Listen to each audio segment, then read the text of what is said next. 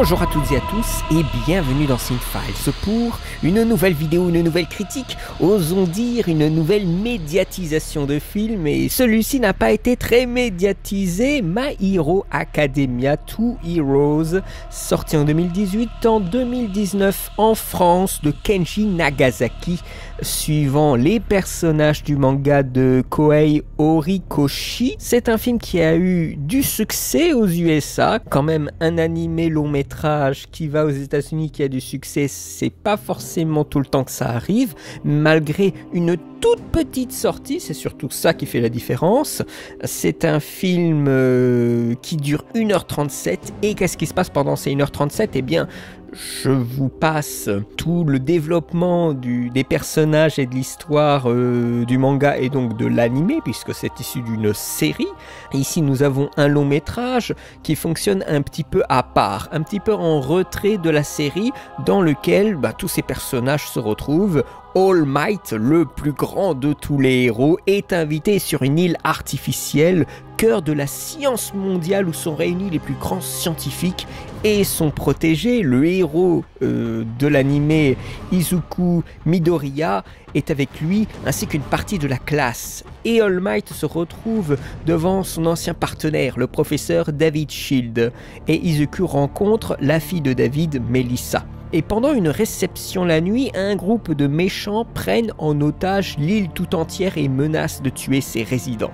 Comment vont réagir nos héros et nos apprentis héros en herbe? Eh bien, vous le saurez en regardant le film. La première des questions, c'est: faut-il connaître la série nécessairement? Il faut quand même comprendre les enjeux des personnages qui ne seront pas forcément répétés. Il y a beaucoup de choses qui sont répétées dans le film, mais pour un confort de compréhension, vaut mieux avoir vu la série avant, je trouve. En plus, pour ceux peut-être qui saturent de problématiques, de thématiques sur les super-héros américains, eh bien je vous invite à voir My Hero Academia ainsi que One Punch Man pour des variations sur qu'est-ce qu'être un super-héros, sur le symbole, sur l'idée de sauver des vies. Cette approche japonaise est très intéressante. Quand il s'empare du super-héros à l'américaine, il traite d'autres choses grâce à leur culture, leur attitude qui est bien différente de celle des Américains. Et My Hero Academia, cette idée d'académie de super-héros qui se notent, qui se jugent, qui font de la compétition entre eux pour devenir en quelque sorte le meilleur super-héros, donne des situations très divertissantes, stimulantes, ainsi que enivrantes quand il s'agit de combat. Et c'est vrai que j'ai beaucoup aimé la série pour ces aspects-là. En plus, c'est plutôt bien animé, c'est bien raconté, et donc j'allais forcément aller voir le film d'une façon ou d'une autre. Alors le film se situe, pour les gens qui connaissent la série, à mon sens, avant le combat contre All for One. Bon, je vous dis pas plus ce qu'est All for One, mais c'est un combat à voir, vraiment. Le coup de poing le plus épique, et la charge émotionnelle aussi, mais le coup de poing le plus épique d'une fiction de super-héros, c'est impressionnant. Donc c'est à peu près entre la saison 2 et la saison 3, c'est un entre-deux. C'est ce qu'on peut être appelé assez facilement un épisode filler, dont le contenu ne va pas dénaturer la trame principale de la série. Donc vous aurez l'impression, tout comme moi, j'ai eu l'impression de voir un épisode de série d'1h30. Ce qui m'a donné finalement une très bonne impression.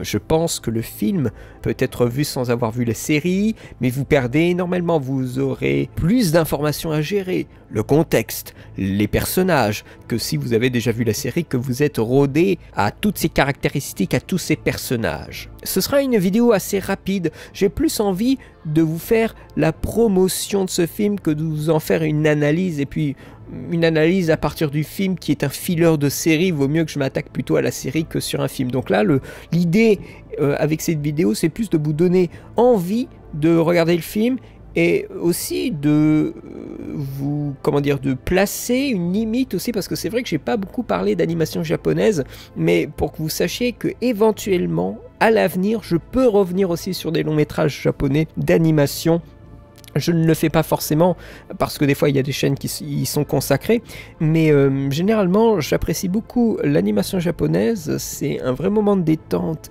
et de qualité. J'ai rarement eu en face de moi un film d'animation japonais de long métrage pour le cinéma qui m'a vraiment déçu. Il y a des sujets qui ne m'ont pas touché, il y a des sujets que j'ai trouvé plus intéressants autre part, mais ça ne veut pas dire que je considère le film comme mauvais. Le fait que le film soit un filler, eh bien je considère que c'est un problème. Rien n'aura de conséquences dans la série. Par exemple, Melissa, donc la fille de David Shield, fabrique un équipement spécial pour Deku, donc pour Izuku, afin qu'il puisse utiliser son alter, son pouvoir spécial à pleine puissance. Mais cet équipement est détruit à la fin du film, et donc n'est pas présent dans la saison 3, une saison dans laquelle il aurait bien eu besoin de cet équipement. Rien de grave ne se passe dans le film, ça permet de narrer de l'univers, à l'extérieur de l'école, des structures, ça c'est intéressant. La première scène qui se passe aux USA par exemple, ça aussi c'est intéressant. Et se rendre compte un tout petit peu que l'idée de My Hero Academia c'est plus global que simplement le Japon. Rien que la première scène qui se passe aux États-Unis, elle est géniale. Elle raconte déjà, comment dire, la sève de ce que nous allons avoir dans le film. En 5 minutes, elle envoie déjà tout. Des poses épiques, des scènes d'action légères mais prenantes, l'amitié entre All Might et son partenaire, qui est scientifique, chercheur. Le contexte est ensuite expliqué, le cœur de la série, la relation entre Izuku et Toshimori, le rapport au pouvoir, à l'alter. Le début du film est une exposition de contexte, ce qui est plutôt bien pour les non-initiés. C'est une exposition de grandes lignes. Si vous voulez plus de détails, il faudra aller voir la série. Ce qu'on peut encore reprocher une fois de plus, c'est qu'on explique beaucoup de choses au début, pour ne pas perdre les gens qui ne connaissent pas la série. C'est pour ça que l'élément perturbateur, le déclenchement de l'action, de l'aventure ne commence que plus tard par rapport à des structures plus classiques. À la 38e minute, l'élément perturbateur commence. C'est un très très long build-up pour la structure qui est généralement vers les 25 minutes. Ici, à la 38e minute, ça commence. Il y a pas mal de flashbacks, c'est un petit peu lourd, mais à partir de la 38e minute, de la prise d'otage vraiment effective, et bien là, l'action elle commence. Il y a une montée des étages par les étudiants. Je ne vais pas forcément vous raconter beaucoup de choses du film même. Je vais rester un peu en suspens pour que vous puissiez aussi vous délecter du film, de son contenu, des situations également. Mais on a après la 38e minute, on est déjà plus au début, on est vers la première partie du milieu du film, et après on a toute cette montée des enfants dans l'immeuble pour rejoindre All Might et les systèmes de sécurité qui paraît un petit peu lent, qui paraît un petit peu mou, parce que quand on regarde de loin, cette partie de l'histoire c'est juste des enfants qui montent des étages. Et dans un sens, ça paraît étrange de laisser les enfants monter sans tuer un des otages comme tir de sommation en quelque sorte, pour les arrêter, pour les empêcher de monter, pour rétablir le courant, pour rétablir le système de sécurité. Mais étant donné que le film est pour les enfants, eh bien on ne tue pas. Bon, il y a un petit peu de sang dans le film, mais on ne tue pas. L'impression que ça me donne, ce film, surtout la structure de la tour, c'est que c'est un peu celle de Skygrappers, avec The Rock, un film qui était sorti récemment où The Rock est coincé dans une énorme tour technologique et doit monter les étages. Ils doivent monter tout en haut de la tour, bien sûr, ces enfants-là, et du coup, c'est une sorte de Die Hard avec des jeunes super-héros. N'attendez pas quelque chose de très travaillé, c'est une écriture assez classique, des situations simples, une mise en place du conflit avec une alternance. Il n'y a pas vraiment de développement dans ce film, mais c'est divertissant. J'entends par là qu'il y a une gestion du temps pour 1h30 qui est très très bien réglée. Je vous parlais de ventre mou, de moments un petit peu lents vers le milieu du film, mais quand vous le regardez la première fois, c'est quand même très très divertissant. J'ai dû le regarder une deuxième fois pour faire la prise de notes, et là je me suis ennuyé. Mais la première fois, c'est quand on connaît les personnages, c'est surtout ça le point qui va vous donner beaucoup de plaisir dans le film, c'est quand vous avez beaucoup aimé les personnages de la série, vous regardez le film, il y a une saveur particulière à les regarder dans de nouveaux nouvelle situation.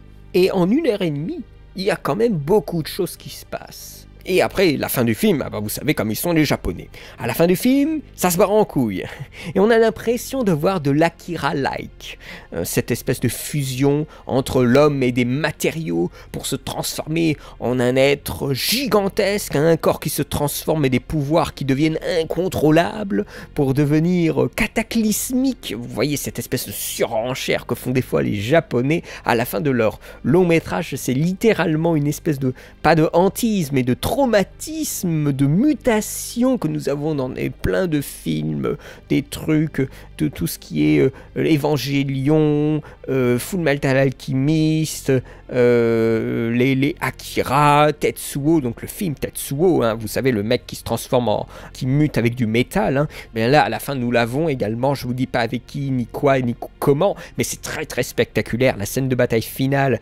C'est vraiment, c'est 20 minutes de festival d'action épique avec des montées en puissance et des chutes vers le désespoir. C'est un ascenseur émotionnel d'action, ça monte et ça descend, c'est assez fou.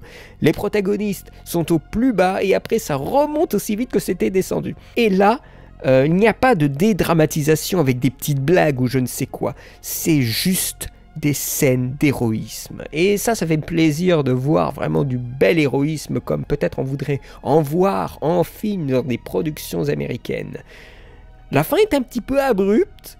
Melissa retrouve Deku et All Might et retrouve David Shield. Et le soleil se lève et ça se finit comme ça. Et c'est tout. Et on se dit, bon, j'aurais peut-être souhaité 10 petites minutes de plus, mais ce n'est pas trop grave. Je considère que le film a réussi sa montée, sa structure, qui est une structure, encore une fois, je vous le redis, de base, avec voilà, éléments perturbateurs, montée et construction des personnages et du conflit, le climax, avec bien sûr le midpoint où on peut plus revenir en arrière. Enfin, il y a plein de petites étapes de scénario classique qui sont cochées dans ce film-là. Le problème avec ce film, le film d'entre-saison, je vous l'avais dit, c'est que la série, c'est l'histoire principale, que le film se passe à une période antérieure à la chronologie actuelle de la série. Et donc le film n'aura aucune conséquence sur la série. Et donc, aucun personnage de la série va mourir dans ce film. C'est pour ça qu'on en introduit de nouveaux dans ce film. De nouveaux personnages à qui on peut faire n'importe quoi. Ceux-là, on ne sait pas ce qui va se passer avec eux. Ceci étant dit, c'est un film assez bien construit pour nous faire oublier le temps de la fiction ce paramètre, que les personnages issus de la série continuent à vivre à la saison suivante. C'est une affaire de construction dramatique, pour nous faire oublier, pour faire oublier au spectateur qui n'est pas dupe, qui a vu les deux saisons, la saison 2 et la saison 3. Mais c'est une construction qui essaie de lui faire oublier l'invulnérabilité scénaristique des personnages. Par exemple, il y a un exemple que j'ai été beaucoup impacté par la construction de cette scène. C'est une scène toute simple. C'est All Might qui est ligoté. Donc le grand super-héros qui est ligoté.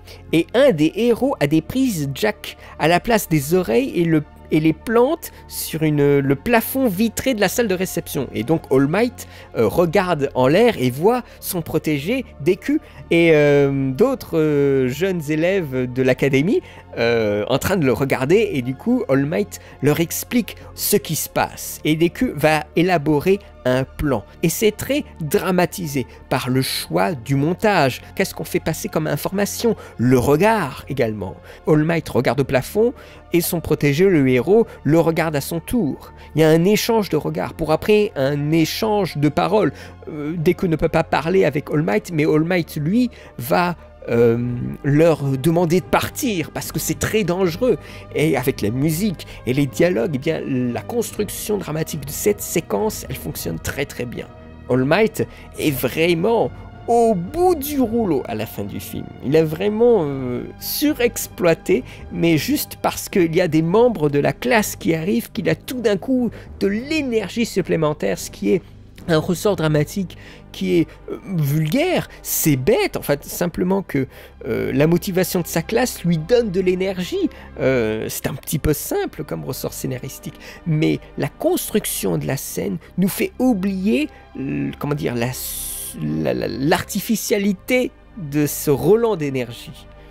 Izuku, eh bien, il a, comme il est dit dans le film, le cœur d'un héros. On a des scènes de la série où il charge un mec très très très dangereux qui s'en prend à All Might à la fin de la saison 1. Ça montre vraiment qu'il a énormément de courage alors qu'il pourrait mourir à tout instant. All Might le sait très bien et lui donne, c'est ce qui est montré dans les premiers épisodes de la série, il lui donne son pouvoir, puisque Deku n'avait pas de pouvoir, de super pouvoir au départ. Il est né sans pouvoir, sans développement de pouvoir. Et Toshimori, lui, se rend compte de la pureté de son cœur, de ses intentions, et va lui donner son pouvoir. C'est un pouvoir qui est transmis. Et lui, pendant toute la série, eh bien, Deku, il va essayer d'apprivoiser son pouvoir, de l'utiliser à bon escient, et on a cette idée qui est un petit peu continuée dans ce film-ci, avec le personnage qu'il va protéger et finalement personnage aussi qui va l'aider en justement lui greffant cette espèce d'équipement sur le bras, Melissa, aux proportions comme les Japonais savent les faire, et des situations gentiment rigolotes. Par exemple, à un moment, Melissa ausculte le costume de Deku, et celui-ci, ce dernier, il est très très gêné, parce qu'il est aussi très timide. Voilà, c'est une situation gênante. Ou encore une autre qui est pas mal, c'est Deku qui est avec Melissa, et il rigole. Et tout d'un coup, il y a Oshako qui est derrière, et qui lui dit « Oh, vous semblez vous amuser !» avec une espèce de fausse innocence. Oshako, c'est une fille de la classe de Deku qui est pas insensible au héros. Et voilà, les deux, on sait pas trop, ils osent pas se dire, ils osent pas s'avouer les sentiments, ces deux-là. Mais on sent bien qu'Ashako, elle aime bien être avec lui.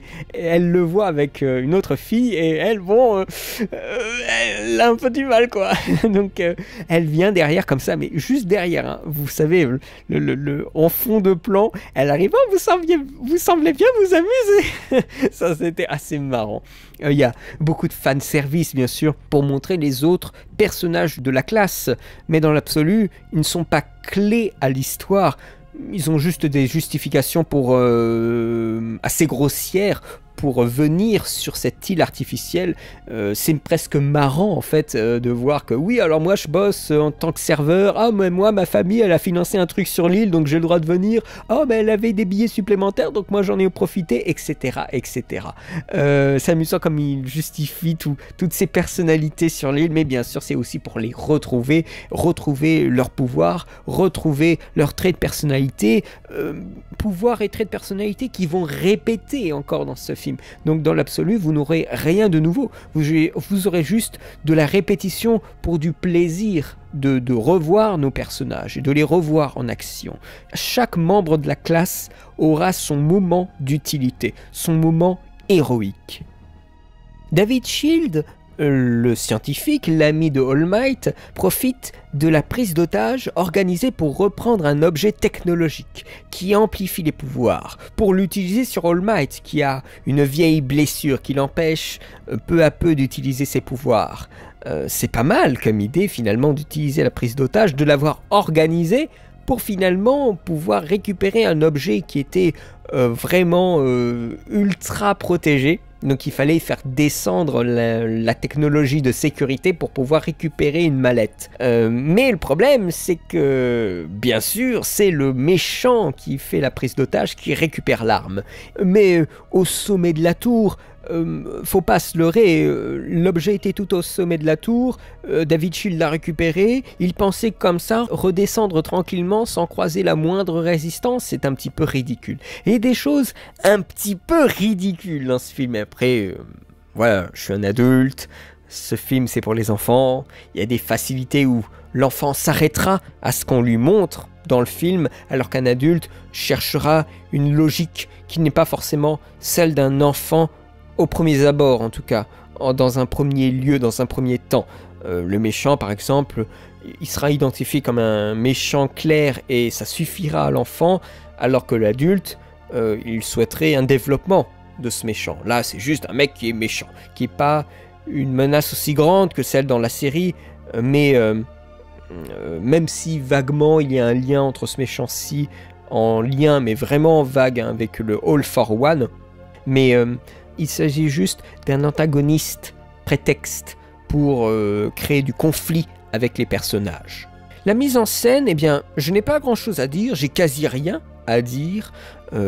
C'est une mise en scène de long métrage.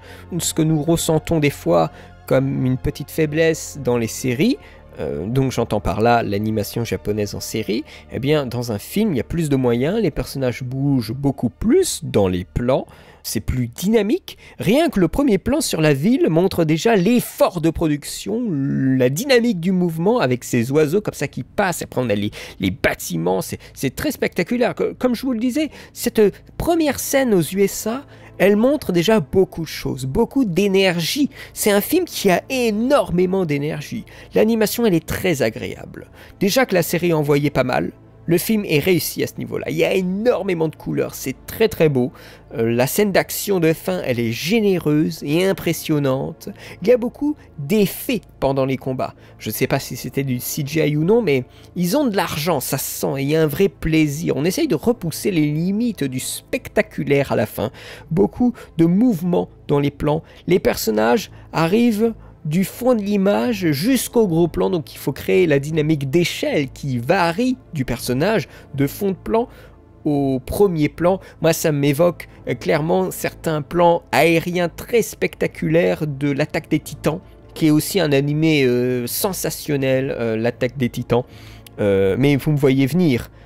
Le film tient mieux la route, surtout dans sa technique et sa narration visuelle aussi qu'un film, qu'un épisode de série Marvel, et j'entends par là les films Marvel, hein, et la spectaculaire est mieux mise en scène. J'ai pu regarder le dernier Avenger et je trouve que c'est un petit peu filmé comme de la merde, c'est sacrément rien, c'est 3 heures pour pas grand chose, et encore moins en spectaculaire, j'étais très déçu du spectaculaire, il n'y a aucune prise de risque, rien, il n'y a aucune perspective d'action dans ce film-là.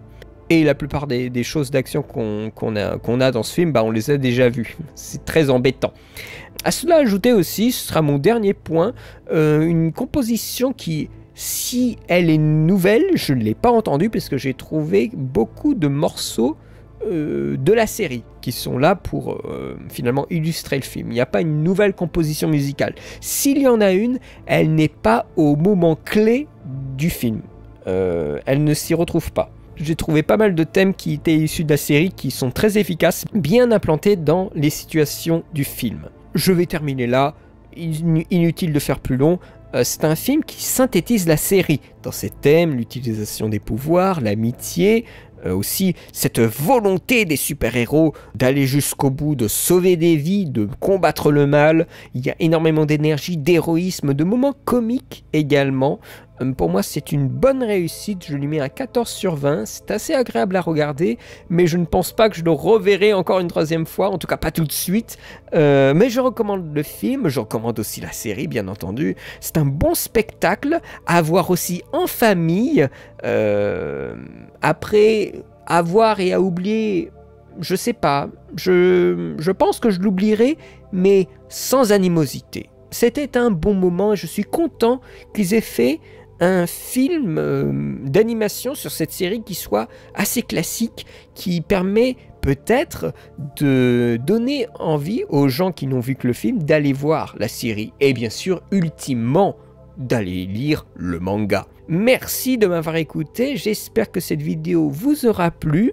Comme toujours, si vous avez des choses à dire, si vous avez des réflexions sur le film ou sur la série, ou la petite pique à Marvel, comme ça, là sur le côté, on dirait un petit coup de dague à la John Wick, vous voyez, tac, comme ça, n'hésitez pas à me le dire en commentaire.